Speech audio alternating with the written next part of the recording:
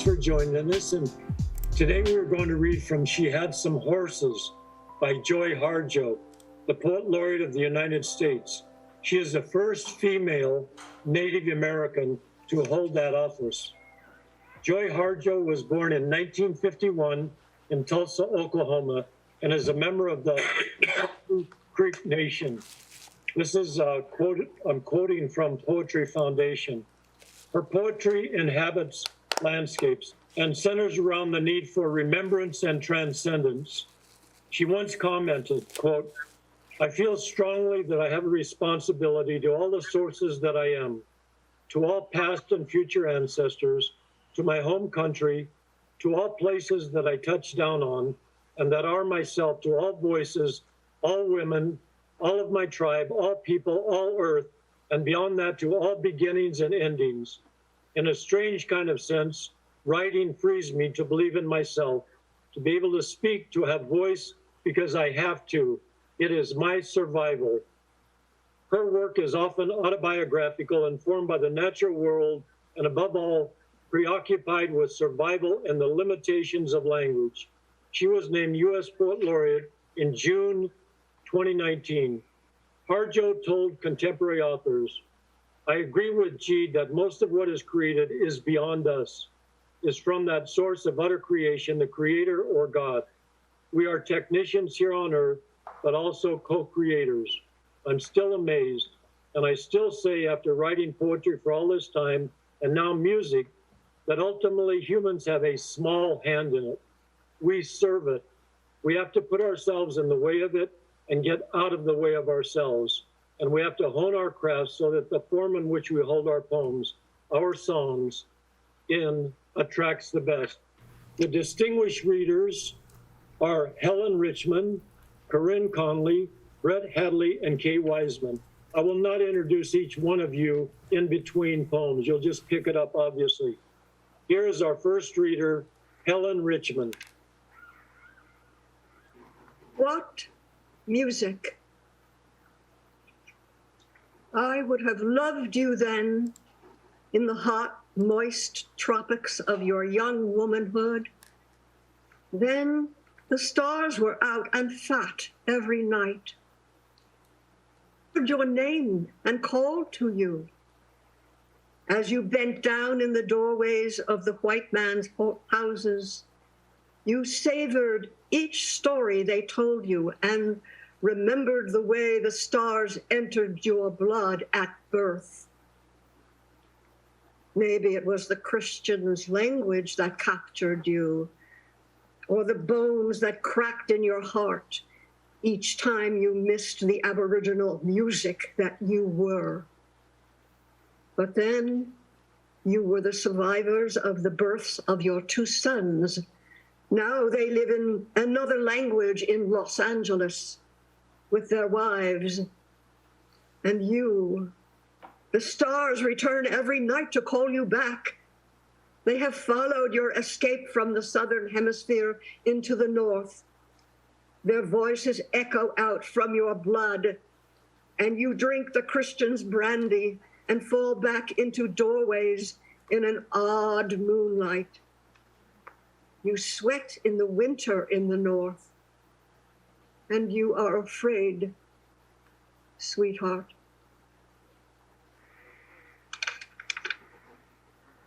Rain. Bobby flew out from his body on 9 Mile Hill.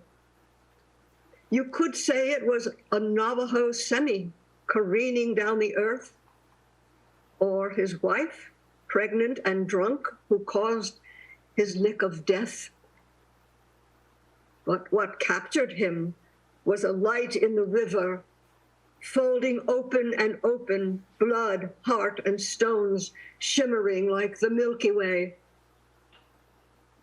And then it rained. What went down sucked the current, took hold. Now Southern California falls into the ocean.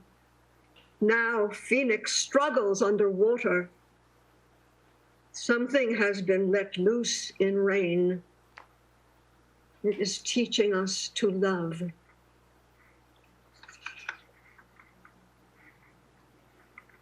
one cedar tree. The cedar tree outside the window is one of many. What prayers are said to it? What voices are raised to sacred blue sky within its branches? Stars illuminate its form. The moon comes around in a repetitious pattern, and the sun slopes down into a familiar sea. They know the tree must be the one God. Because of its life, they are sure. What do I know? Only the prayers I send up on cedar smoke, on sage. Only the children who are bone-deep echoes of a similar life. Only the woman who sleeps generations in the land.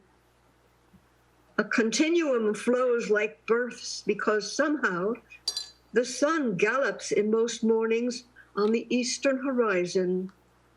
The moon floats familiar, but changing. And I eat, breathe, and pray to some strange God who could be a cedar tree outside the window.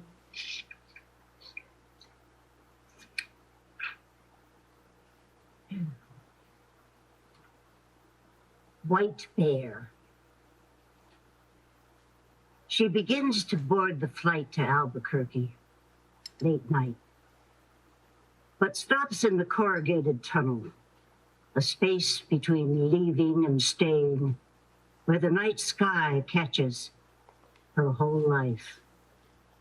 She has felt like a woman balancing on a wooden nickel heart, approaching herself from here to there, Tulsa or New York, with knives or cornmeal. The last flight, someone talked about how, coming from Seattle, the pilot flew a circle over Mount St. Helens.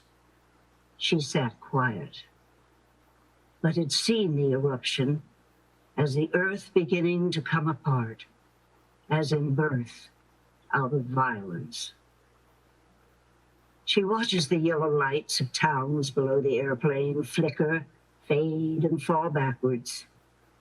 Somewhere, she dreamed, there is the white bear moving down from the north, motioning her paws like a long Arctic night. That kind of circle, and the whole world balanced in between, carved of ebony and ice. Oh, so hard. The clear black nights, like her daughter's eyes, and the white bare moon, cupped like an ivory rocking cradle. Tipping back, it could go either way.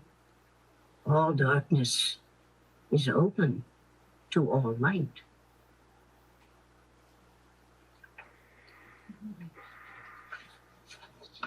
Kansas City.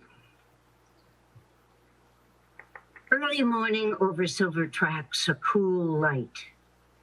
Naughty daylights, a dish rag, wrung out over bones, watching trains come and go. They are lights, motion of time that she could have caught and moved on.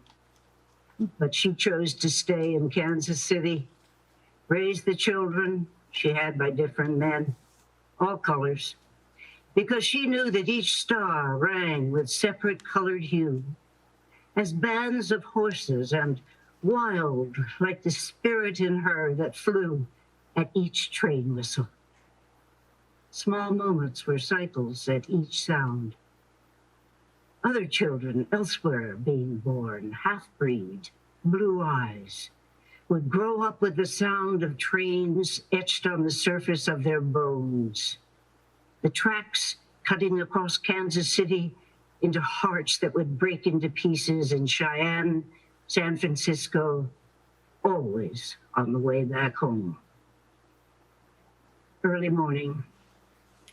If she had it to do over, she would still choose the light one who taught her sound, but could not hear his own voice. The blind one who saw her bones wrapped in buckskin and silver. The one whose eyes tipped up like swallows' wings, whose ancestors laid this track with hers. All of them, their stories in the flatland valley, giving birth to children and to other stories, and to Nonny Daylight, standing near the tracks, waving at the last train to leave Kansas City.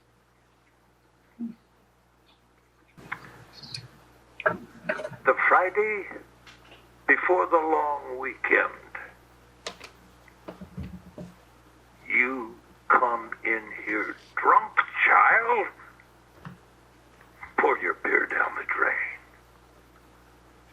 Apple juice, bullshit. I can see you. I can see you.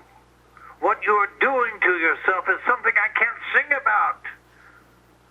I can point to the piss-yellow drops in the sink. I can see the stagger in your eyes, glasses askew, your voice loud, cawing, uncertain bravado, and you come in here to be taught, to take writing. Well, what can I teach you? What can I do? Something shaky and terrible starts in my belly. The sour reality rolls over in my throat. I can't do anything but talk to the wind, to the moon, but cry out goddamn to stones and to other deathless voices that I hope will carry us all through.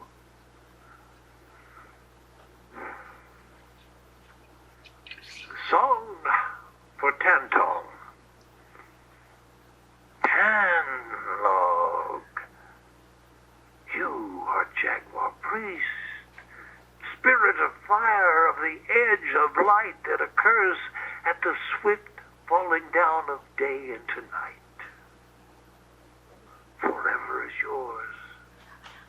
But this night I watch out the dark with you. Tend the fire with my fingers. Stir the cool wind, and you pray for the return of the sun, for the spirit of the moon, for life. And it is all good, you say, as you stand on your hind legs, stand tall. And pray that those yellow eyes, in motion, in the night, that those spirits behind those eyes who know us better than our mothers, you pray that they come out from their hiding and devour us, because they are fire, Tambo. They are our own skin and blood. And what better life is this than to stand up singing with no blade edge, singing against ourselves, other than voices out of the fire. Heartbeat. Nani, Daylight, is afraid. She was curled inside her mother's belly for too long. The pervasive rhythm of her mother's heartbeat is a ghostly track that follows her, goes with her to her apartment, to her son's room, to the bars, everywhere.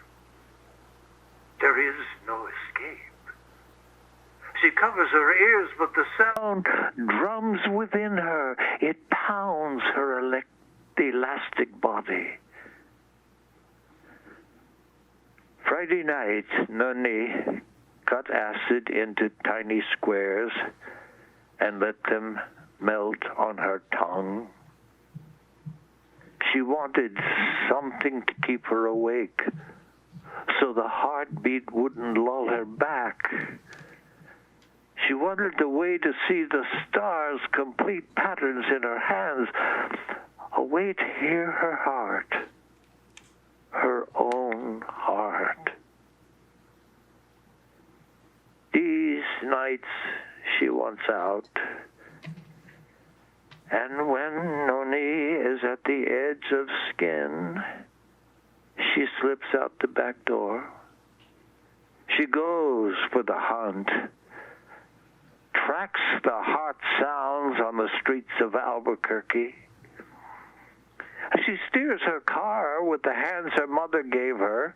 The 4 doors she leaves unlocked, and the radio sings softly, plays softly. And Noni takes the hand of the moon that she knows is in control overhead. Noni, daylight, is afraid. She waits through traffic lights at intersections that at 4 a.m. are desolate oceans of concrete. She toys with the trigger. The heartbeat is a constant noise. She talks softly to the voice on the radio. All night she drives, and she waits for the moment she has hungered for the hand that will open the door. It is not the moon or the pistol in her lap, but a fierce anger that will free her.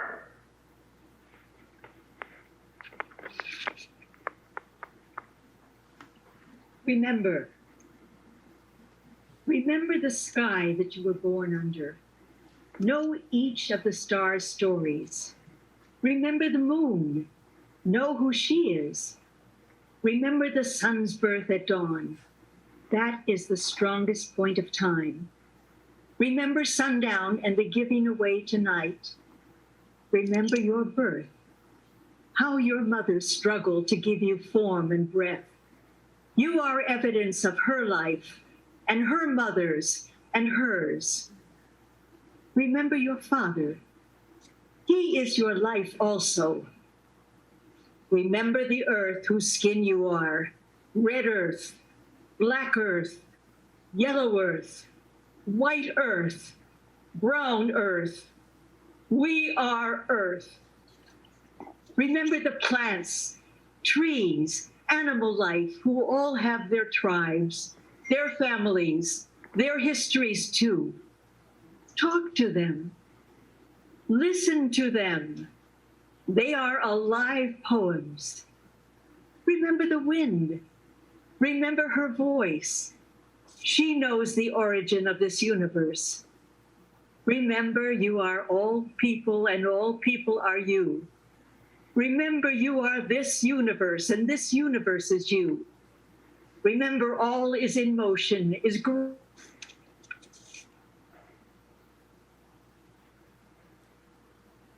Harry, would you like to pick it up where she left off, or? Remember, can you hear me? Yes, you we can hear you. Remember, you are all Growing. Remember, you are all people, and all people are you. Remember, you are this universe, and this universe is you. Remember, all is in motion, is growing, is you. Remember, language comes from this. Remember, the dance language is that life is. Remember. Okay, Kay is supposed to read Vision next, so I will read Vision. Vision. The rainbow touched down somewhere in the Rio Grande, we said, and saw the light of it from your mother's house in East Leedom. how it curved down between earth and the deepest sky to give us horses of color, horses that were within us all of this time. But we didn't see them because we wait for the easiest vision to save us. In Islita, the rainbow was a crack in the universe. We saw the barest of all life that is possible. Bright horses rolled over and over the dunking sky. I heard the thunder of their beating hearts. Their lungs hit air and sang. All the colors of horses formed the rainbow and formed us, watching them. New Orleans. This is the South. I look for evidence of other creeks, for remnants of voices, or for tobacco brown boxes to come wandering down Conti Street, Royale, or Decatur. Near the French Market, I see a blue horse caught frozen in stone in the middle of a square, brought in by the Spanish on an endless ocean voyage. He became mad and crazy. They caught him in Blue Rock, said, "Don't talk." I know it wasn't just a horse that went crazy. Nearby is a shop with ivory and knives. There are red rocks. The man behind the counter has no idea that he is inside magic stones. He should find out before they destroy him. These things have memory. You know, I have a memory. It swims deep in blood, a delta in the skin. It swims out of Oklahoma, deep the Mississippi River. It carries my feet to these places, the French Quarter, stale rooms, the sun behind thick and moist clouds, and I hear boats hauling themselves up and down the river. My spirit comes here to drink. My spirit comes here to drink. Blood is the undercurrent. There are voices buried in the Mississippi mud. There are ancestors and future children buried beneath the currents, stirred up by pleasure boats going up and down. There are stories here made of memory. I remember DeSoto. He is buried somewhere in this river. His bones sunk like the golden treasure he traveled half the earth to find, came looking for gold cities, for shining streets of beaten gold to dance on with silk ladies. He should have stayed home. Creeks knew of him for miles before he came into town, dreamed of silver blades and crosses, and knew he was one of the ones who yearned for something his heart wasn't big enough to handle. And DeSoto thought it was gold. The Creeks lived in earth towns, not gold. Spun children, not gold. That's not what DeSoto thought he wanted to see. The Creeks knew it and drowned him in the Mississippi River so he wouldn't have to drown himself. Maybe his body is what I am looking for as evidence, to know in another way that my memory is alive. But he must have got away somehow, because I have seen New Orleans, the lace and silk buildings, trolley cars on beaten silver paths, graves that rise up out of soft earth in the rain, shops that sell black mummy dolls holding white babies. And I know I have seen DeSoto having a drink on Bourbon Street, mad and crazy, dancing with a woman as gold as the river bottom. Untitled. Either a snail's moist web of moonlight or someone's hot breath at 4 a.m.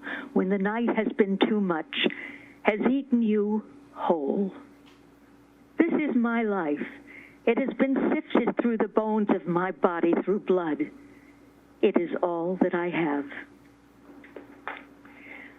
What should I have said? There's nothing that says you can't call.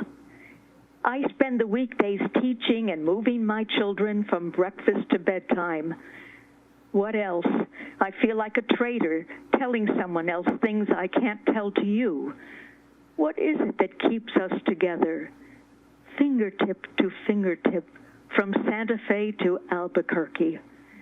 I feel bloated with what I should say and what I don't. We drift and drift, with few storms of heat between the motions. I love you. The words confuse me. Maybe they have become a cushion keeping us in azure sky and in flight, not there, not here. We are horses, knocked out with tranquilizers, sucked into a deep, deep sleeping for the comfort and anesthesia death. We are caught between clouds and wet earth, and there is no motion either way. No life to speak of.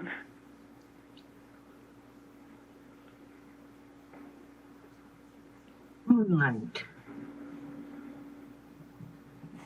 I know when the sun is in China, because the night shining other light crawls into my bed. She is moon. Her eyes slit and yellow. She is the last one out of the dingy bar in Albuquerque, 4th Street, or from similar avenues in Hong Kong, where someone else has also awakened, the night thrown back, and asked, "Where is the moon, my lover?" And from here I always answer in my dreaming, the last time I saw her was in the arms of another sky. Jemez.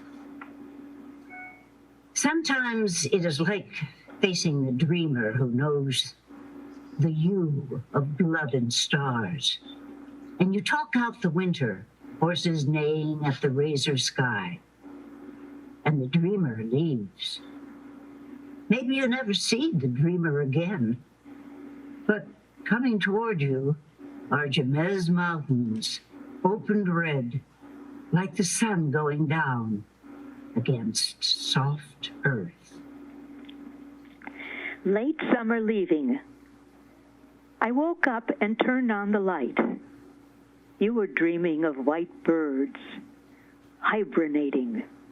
Your voice tilted a soft angle to the light. Even in your sleep, you sense direction. Your eyes are closed to the brightness, but you breathe in sun like sunflowers do. The sense of light is like another kind of touch, like air and water to the skin. I'm dressed now and see myself walk away from you in an arc. I see a ward shield on the wall, round and feathers leaning out. They are geese in the north cleaning their wings in preparation for flight south. And I can hear you. Another voice in your dreaming, like birds, talking about some return home. You turn your head one more time before I go. Your body shifts itself like a boat on a strange tropical sea. Your face east. The sun comes up over the Sandias on star time. It's another year, another morning. I watch it return in you and say one last song to return home on. We get frantic in our loving. The distance between Santa Fe and Albuquerque shifts and changes in its moments. It is years. I am next to you in skin and blood, and then I am not. I tremble and grasp at the edges of myself. I let go into you.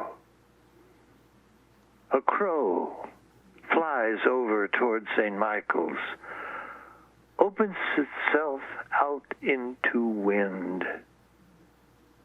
And I write it to you at this moment, never being able to get the essence of it, the true breath in words, because we exist not in words, but in the motion set off by them, by the simple flight of crow, and by us in our loving. Alive. The hum of the car is deafening. It could sing me to sleep. I like being sung to. Deep-throated music of the South, horse songs, of the bare feet sound of my son walking in his sleep, or wheels turning, spinning, spinning. Sometimes I am afraid of the sound of soundlessness, like driving away from you as you watch me wordlessly from your sunglasses. Your face opened up then, a dark, fevered bird, and it dived into me. No sound of water, but the deep, vibrating echo of motion. I tried every escape, you told me. Beer and wine never worked, and then I decided to look around, see what there was, see what was there. And I saw myself naked and alive. Would you believe that? Alive. Alive. This music rocks me. I drive the interstate, watch faces come and go on either side. I am free to be sung to. I am free to sing. This woman can cross any line.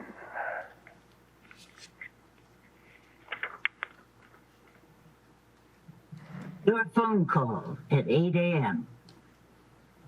Your phone call at 8 a.m. could have been a deadly rope. All the colors of your voice were sifted out. The barest part flew through the wires, then tight-roped into the comfort of my own home, where I surrounded myself with smoke of pinyon, with cedar and sage, protected the most dangerous places for more than survival, I always meant. But what you wanted this morning, you said, was a few words and not my heart. What you wanted, but the skeleton of your voice clicked, barely perceptible. Didn't you hear it? And what you said you wanted was easy enough. A few books, some pages, anything to cancel what your heart ever saw in me that you didn't. But you forgot to say that part. Didn't even recognize it when it came winging out of you. The skeleton's meat and blood. All that you didn't want to remember when you called at 8 a.m. But that's all right. Because this poem isn't for you, but for me, after all.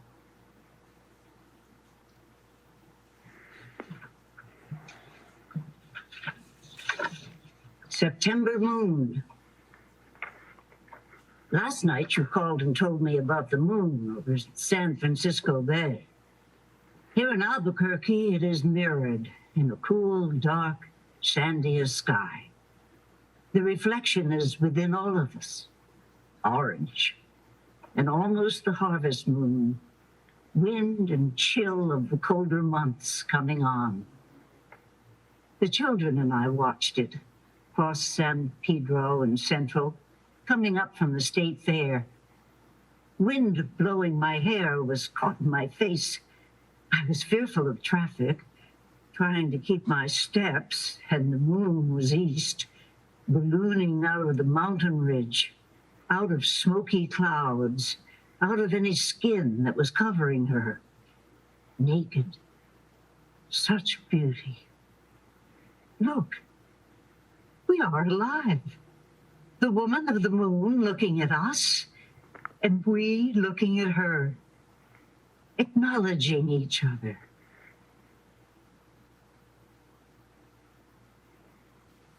She had some horses.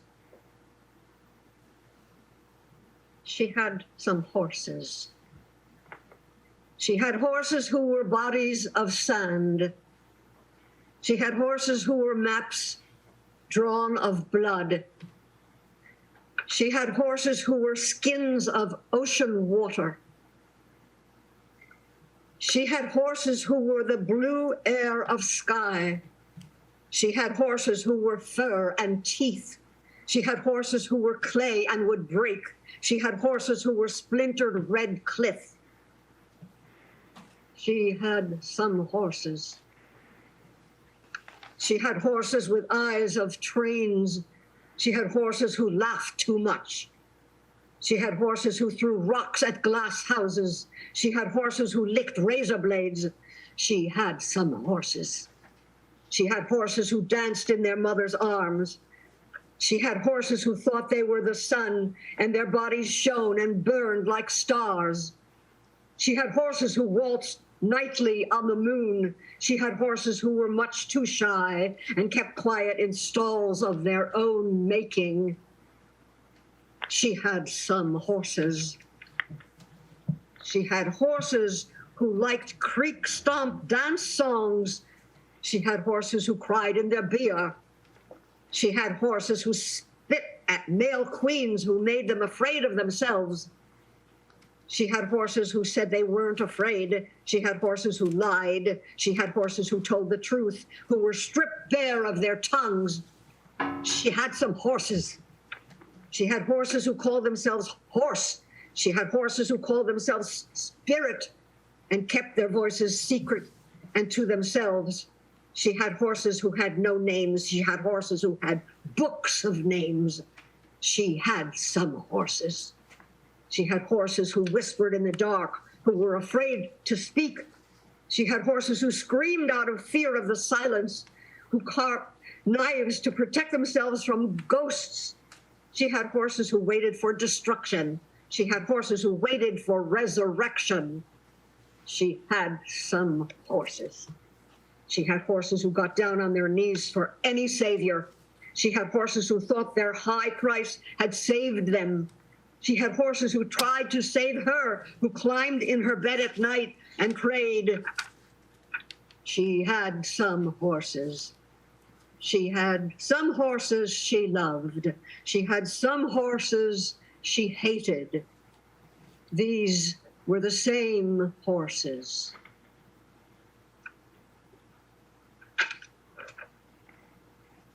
Two horses. I thought the sun breaking through Sangre de Cristo mountains was enough. And that wild, musky sense on my body after long nights of dreaming could unfold me to myself. I thought my dance alone through worlds of odd and eccentric planets that no one else knew would sustain me. I mean, I did learn to move after all, and how to recognize voices other than the most familiar.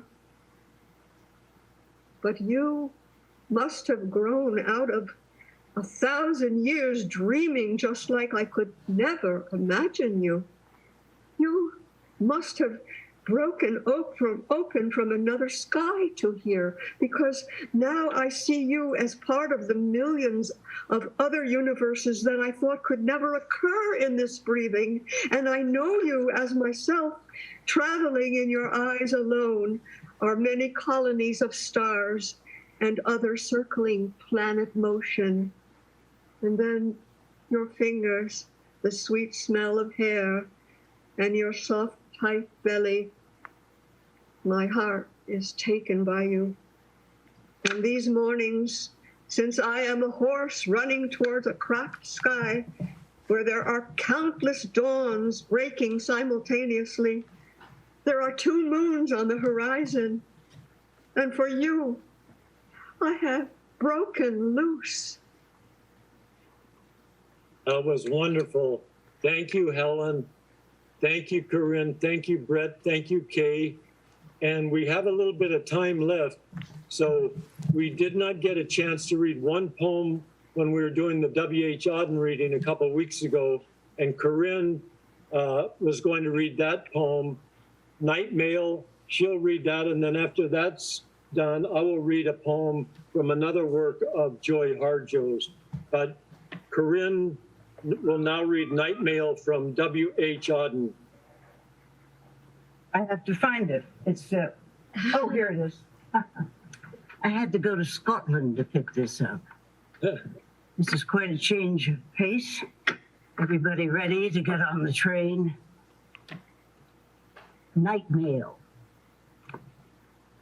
This is the night mail crossing the border, bringing the check and the postal order, letters for the rich, letters for the poor, the shop at the corner, the girl next door.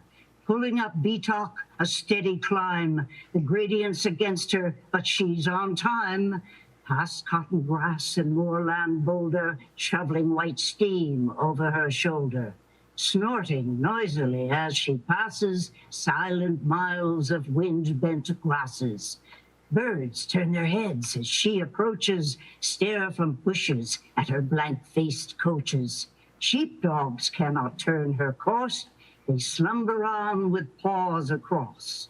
In the farm she passes, no one wakes, but a jug in bedroom gently shakes.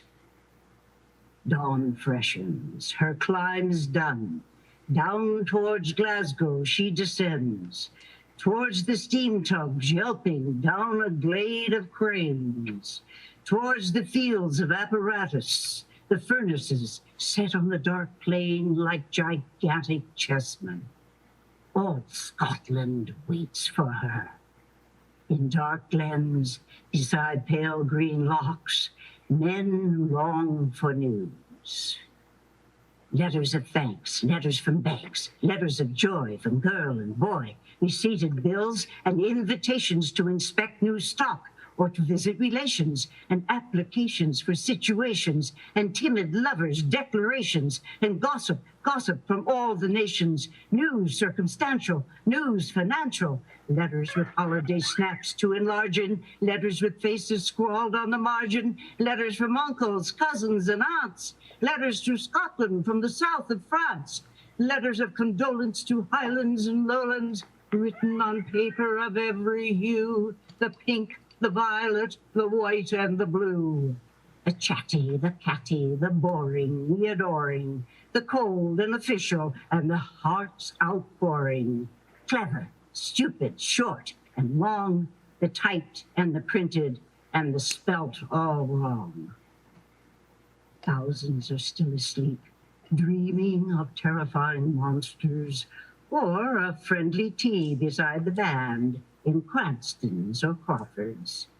Asleep in working Glasgow, asleep in well-set Edinburgh, asleep in granite Aberdeen, they continue their dreams, but shall wake soon and hope for letters. And none will hear the postman's knock without a quickening of the heart. For who can bear to feel himself forgotten? That was great. That could be a musical right there. Reminded me of that train ride on the Music Man, where they're all in that rhythm. Yeah, needed a few train whistles for that. That's yeah. And this is a poem that one of us, maybe me, read at another reading when we did a celebration of the 100-year anniversary of the passing of the 19th Amendment, which, by the way, in 4 days will be the date that the 19th Amendment, which gave women, American women, the right to vote on August 18th. It's another poem by Joy Harjo. And it also, I see it has something to do with what we are going through right now, too. Perhaps the World Ends Here by Joy Harjo. The world begins at a kitchen table. No matter what, we must eat to live. The gifts of earth are brought and prepared, set on the table. So it has been since creation, and it will go on. We chase chickens or dogs away from it. Babies teethe at the corners. They scrape their knees under it. It is here that children are given instructions on what it means to be human. We make men at it. We make women. At this table we gossip, recall enemies and the ghosts of lovers. Our dreams drink coffee with us as they put their arms around our children. They laugh with us at our poor falling down selves, and as we put ourselves back together once again at the table. This table has been a house in the rain, an umbrella in the sun. Wars have begun and ended at this table. It is a place to hide in the shadow of terror, a place to celebrate the terrible victory. We have given birth on this table and have prepared our parents for burial here. At this table we sing with joy, with sorrow. We pray of suffering and remorse. We give thanks. Perhaps the world will end at the kitchen table while we are laughing and crying, eating of the last sweet bite. Now, we finished our program for today. We still have 7 minutes, so Corinne or Helen or anybody, Brett, Kay, Jennifer, Bob, anybody would like to say anything about the poetry of Joy Harjo or anything else about poetry?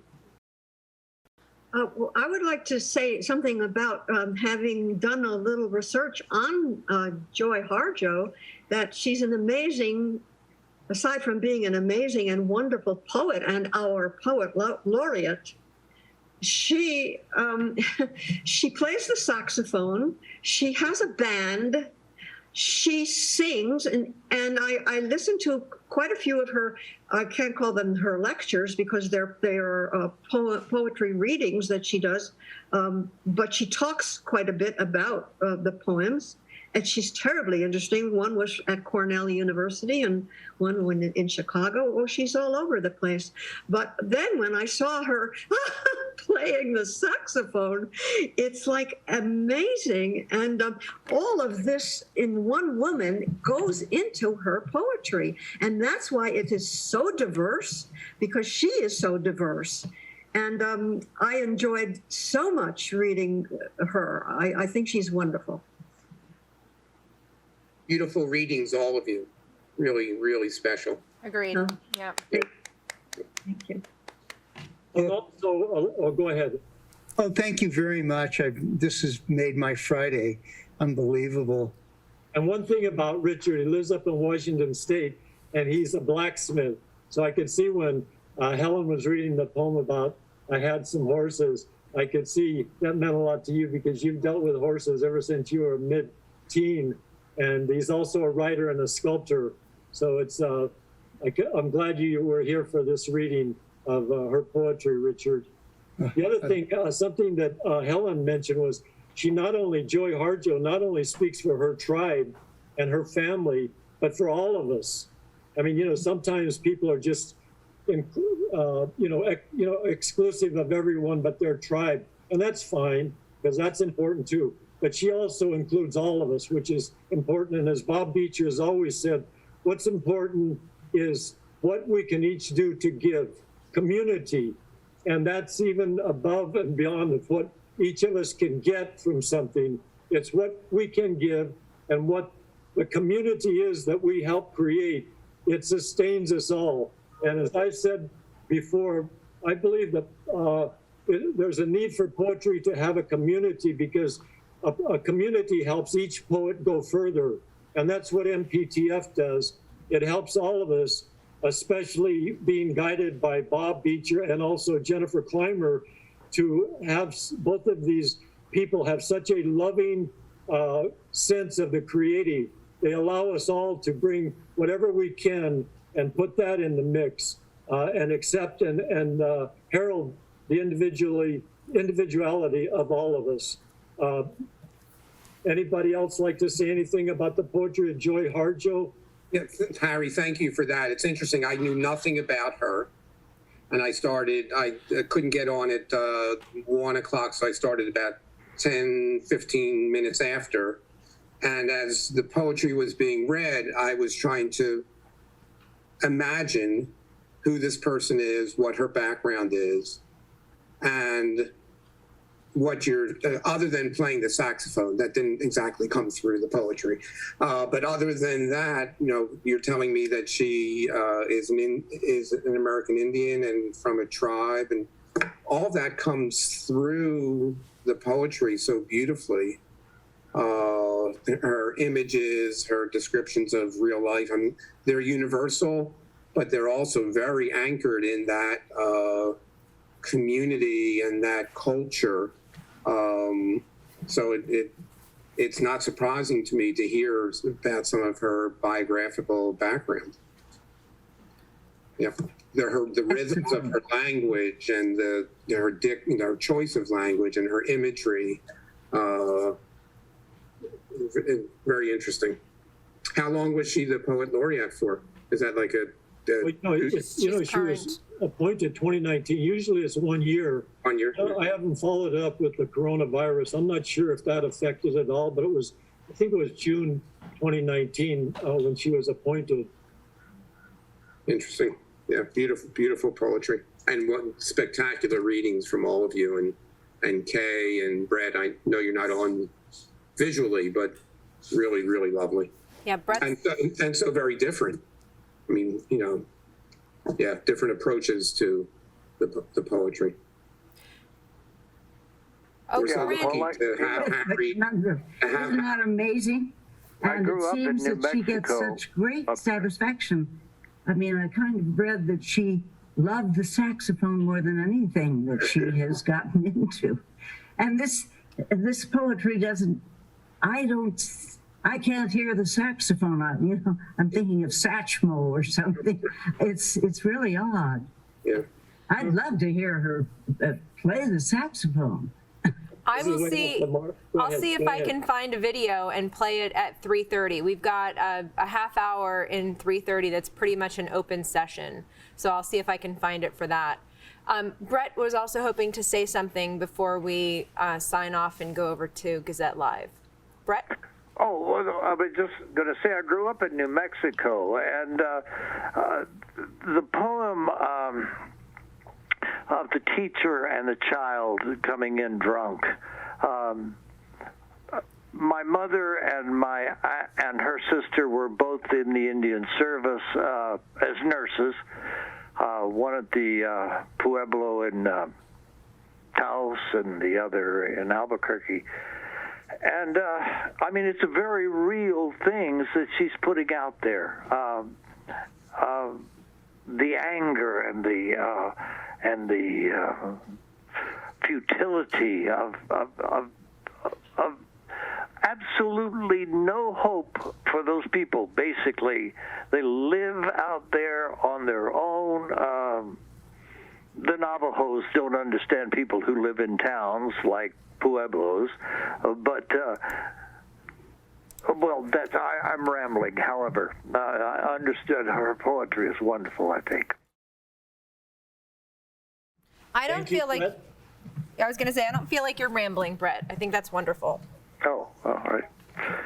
I want to say how wonderful it is that we live and work at a place where we can have these incredible discoveries that Harry brings someone like Joy into my life, and joy into my life, not a person, but a feeling, emotion as well, that I never really would have discovered any other way. So I just feel very, very privileged that Harry does this show and brings his world of poetry that he's so immersed in into our world. I think we're just really, really fortunate for that.